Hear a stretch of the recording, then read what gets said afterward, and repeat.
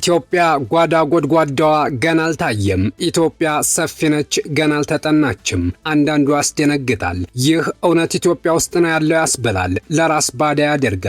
ውድ የላምባዲና ቤተሰቦች በዛሬው ዝግጅታችን ብዙ ስላልተነገረለት 300 ሺህ የደቡብ ሱዳን ስደተኞች ስለሰፈሩበትና የኛ ነው እያሉ ስለሚገኙበት የመጡት ተፈናቃዮች ከጠቅላላው የጋምቤላ ሕዝብ ቁጥር በላይ ስለመሆናቸው እልፍ ሚስጥሮችን ስለያዘው እውነት ይህ ምድር ይህ ተፈጥሮ ይህ ሀብት ኢትዮጵያ ውስጥ ነው ወይ ያለው ስለሚያስብለው በጋምቤላ ክልል ስለሚገኘው ድንቅ ተፈጥሮ ሀብት እናያለን። በነዳጅ ላይ ተኝቶ የሚያዘግመውን ትንግርት የሆነ ተፈጥሮ ያለውን የባሮን ወንዝና ተቀብሮ ስለሚገኘው የነዳጅ ሀብት እንመለከታለን። ስለ ረግረጋማው ምድር ምድራዊ ገነት ስለሆነው ስለዚህ ስላልታየው ተፈጥሮ የሚያስገርሙ የሚያስቆጩ መረጃዎችን እናጋራችኋለን። ስንት ኢትዮጵያውያን በድርቅ እየተሰቃዩ ይህን ጸጋ ተፈናቃዮች እያወደሙት ጭምር ስለመሆኑ እናያለን። እናንተ ብቻ እስካሁን ድረስ ላምባዲናን ሰብስክራይብ ካላደረጋችሁ ሰብስክራይብ በማድረግ ጀምሩ። አብራችሁን ቆዩ። የኢትዮጵያ ያልተነካ ሀብት ከሚገኝባቸው አካባቢዎች የመጀመሪያው ደቡብ ምዕራብ ኢትዮጵያ ነው። በካርታው ላይ ወደ ደቡብ ሱዳን ገባ ብሎ የሚታየው የኢትዮጵያ ክፍል በውስጡ ትንግርት ያለበት ነው። ቦታው ከአዲስ አበባ በስተምዕራብ 850 ኪሎ ሜትር ርቀት ላይ የሚገኝ ነው። ለዓመታት የሰው እግር ሳይረግጠው የኖረ ተፈጥሮ እንደተሰራች ከነቀለሟ የምትገኝበት ላዩን ወንዝና የዱር እንስሳት ውስጡን ደግሞ ግዙፍ የነዳጅ ባህር የሞላበት ግን ተፈናቃዮች የወረሩት ሚስጥራዊ ምድር ነው። ከደቡብ ሱዳን መጥተው ስለሰፈሩበት ከአጠቃላይ የጋምቤላ ሕዝብ ቁጥር በላይ ስለሆኑት ተፈናቃዮች ወረድ ብለን ዝርዝር መረጃዎችን የምናይ ይሆናል። እዚህ ላይ ግን ስለ ተፈጥሮው ስለ ባሮና ስለሚገኘው ነዳጅ እናስቀድም። ምድሩ ረግረጋማ ነው። ምክንያቱም ውሃ እንደ ጉድ የበዛበት ነው። ስሩ ነዳጅ፣ መሃሉ ውሃ፣ ላዩ አረንጓዴና ረጃጅም ሳር ነው። በዚህ የነዳጅ ባህር ላይ ቀስ ብሎ የሚፈሰው ከኢትዮጵያ ታላላቅ 12 ወንዞች መካከል አንደኛው የሆነው ባሮ ወንዝ ነው። ጥቁር ፈርጦች ጋምቤላዎች ኦፔኖ ይሉታል። የባሮ ወንዝ በኢትዮጵያ ብቸኛው ፏፏቴ አልባ ወንዝ ነው። እጅግ ሲበዛ ዝግተኛና ዝምተኛ ነው። እንደ አባይ ጎፈላም እንደ ተከዜ አይሮጥም። እንደ ዋሽ ተራራ ወጥቶ ሸለቆ ውስጥ አይሰምጥም። ዓመቱ ሙሉ የማይጎድል ቀስ ብሎ የሚፈስ የኢትዮጵያ ብቸኛ ወንዝ ነው። በዚህ ዝግታው ምክንያትም በኢትዮጵያ ለትራንስፖርት አገልግሎት የሚውል ብቸኛ ወንዝ ነው። ከባሮ ውጭ ሌሎች የኢትዮጵያ ወንዞች ለምንም አይነት የትራንስፖርት አገልግሎት መዋል አይችሉም። ይህ ወንዝ የሚያካልለው የኢትዮጵያ መሬት እጅግ በሀብት የተሞላ ነው። ውሃው ጥቁር ነው።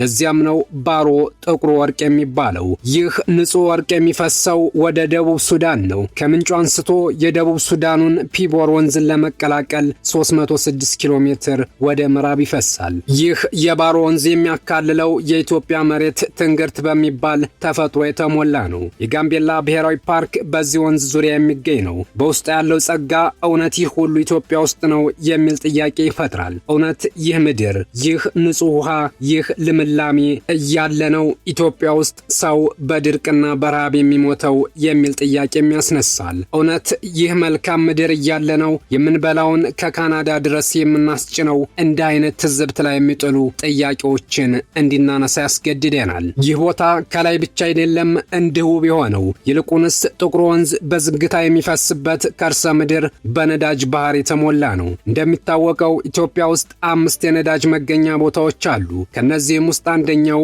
ይህ የጋምቤላ አካባቢ ነው። የባሮ ወንዝ ተፋሰስን ይዞ ከፍተኛ የሆነ የነዳጅ ክምችት መገኘቱ ከተረጋገጠ ቆይቷል። እንደውም ከሶማሊያ ክልል በመቀጠል ነዳጅ ለማውጣት ቁፋሮ የተጀመረውም በዚሁ አካባቢ ነበር። ምክንያቱም የነዳጅ ክምችቱ እጅግ ከፍተኛ ስለሆነ ነው። በዚህ ቅርብ ቦታ ላይ ደቡብ ሱዳን ነዳጅ እንደ ባህር ትቀዳበታለች። እንደውም ሱዳን ይህን ነዳጇን በኢትዮጵያ በኩል አሳልፋ በጅቡቲ ወደ ውጭ ለመሸጥ የመንገድ ግንባታ በመስራት ላይ ናት። ከዚህ ቀደም ደቡብ ሱዳን ይህን ነዳጅ በቧንቧ በማድረግ በሰሜን ሱዳን በኩል ነበር ወደ ውጭ የምትልከው። በዚህ አካባቢ ከፍተኛ የሆነ የነዳጅ ክምችት ይገኛል። ከ20 ዓመት በፊት ጀምሮ የቻይና የአሜሪካና የካናዳ ነዳጅ አውጭ ኩባንያዎች ይህን ነዳጅ ለማውጣት ገብተው ነበር። የማሌዥያው ፒትሮናስ ነዳጅ ማውጫ በ2004 ወደ ጋምቤላ ክልል በመግባት ነዳጁን ለማውጣት ጉድጓድ መቆፈር ጀምሮ ነበር። ጉድጓድ ለመቆፈር ብቻ ከ780 ሚሊዮን ብር ወጪ አውጥቶበት ነበር። የቀድሞ ኢትዮጵያ ጠቅላይ ሚኒስትር ሕይወታቸው ከማለፉ አንድ ዓመት በፊት አዲስ አበባ ላይ በተካሄደ የዓለም አቀፍ ኢኮኖሚ ፎረም ስብሰባ ላይ ይህንን የጋምቤላ ነዳጅ በመጥቀስ ኢትዮጵያ በቅርቡ የነዳጅ ሀብት ባለቤት ትሆናለች ሲሉ ተናግረውም ነበር። ይሁን እንጂ ነዳጅ ለማውጣት ወደ ጋምቤላ ገብተው የነበሩት ካምፓኒዎች ፒትሮናስን ጨምሮ ልክ እንዳሁኑ ምክንያቱን እንኳን በበቂ ሁኔታ ሳያስረዱ ጓዛቸውን ሸክፈው ወጥተዋል። ከዚያ በኋላ ድጋሚ ነዳጅ ለማውጣት አሁን ላይ ጥረቶች ተጀምረዋል። ደቡብ ሱዳን በኪሎ ሜትር ርቀቶች ላይ ነዳጅ እንደ ውሃ የምትጠልቅበት ምድር ኢትዮጵያ ላይ ሊነጥፍ እንደማይችል እንኳን ባለሙያ ቀርቶ ማንም ተራ ሰው ሊረዳው የሚችል ነው። ይህ አካባቢ ከነዳጁ በተጨማሪ በተፈጥሮ ሀብት ወደር የለውም። ጋምቤላ ከኢትዮጵያ ለምለምና ሞቃት አካባቢዎች መካከል አንደኛውና ምናልባትም ቀዳሚው ነው። ሞቃት ውሃማና ረግረጋማነት አንድ ላይ የያዘ ውብ ምድር ነው። ይህ አካባቢ ጋምቤላ ብሔራዊ ፓርክ በሚል ተከልሎ ጥበቃ ሲደረግለት ቆይቷል። ከኢትዮጵያ ፓርኮች ሁሉ ሰፊው ይህ ፓርክ ነው። ፓርኩ በ1973 ዓመተ ምህረት በቀጠና የሚገኙ የዱር እንስሳትና መኖሪያቸውን መጠበቅን መሰረት አድርጎ 50600 ሄክታር ስፋት ይዞ ተከልሏል።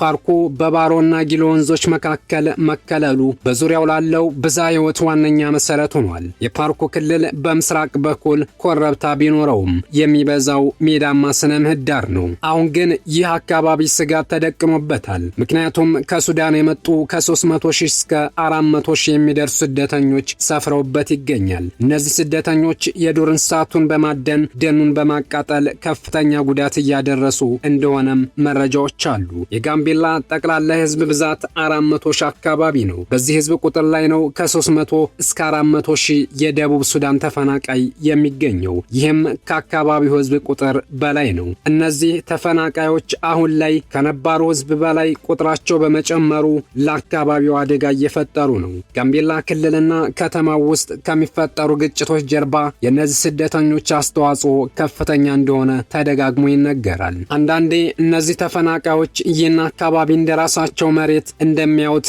መረጃዎች ያሳያሉ። የጋምቤላ ህዝብ ገጠራማው አብዛኛው በከብት እርባታ የሚተዳደር በጎሳ የተዋቀረ አንድ ቦታ ላይ የማይቀመጥ ህዝብ ነው። በዚህ አካባቢ በዋነኝነት የሚኖሩት ኢትዮጵያውያን የኑዌርና የአኟክ ነባር ጎሳዎች ናቸው። በወንዞች የተከበበው የፓርኩ ክልል ከየብስ የዱር እንስሳት ባሻገር ወንዞቹ የአሳ ሀብት መናኸሪያ ናቸው። ከሁሉም በላይ ናይል ፐርች የተሰኘው የአሳ ዝርያ በብዛት ከመገኘቱ ባሻገር አንዱ በክብደት እስከ 100 ኪሎ ግራም የሚመዝን ከባሮ ወንዝ ይገኛል። በዚህ ውብ ተፈጥሮ አካባቢ የሚኖሩት ህዝቦች አብዛኛዎቹ ስማቸው ኦኬሎና ኡጁሉ ነው። ለምን ይህ ሊሆን እንደቻለ ነግረናችሁ እንሰናበት። በአኟክ ብሔረሰብ ደንብ መሰረት የመጀመሪያ ልጅ ምንጊዜም ቢሆን ኦኬሎ ተብሎ ነው የሚጠራው። ሁለተኛ ልጅ ደግሞ ኡጁሉ የሚል ስም ይሰጠዋል። የመጀመሪያ ልጅ ሴት ከሆነች ደግሞ አሪያት ተብላ ትጠራለች።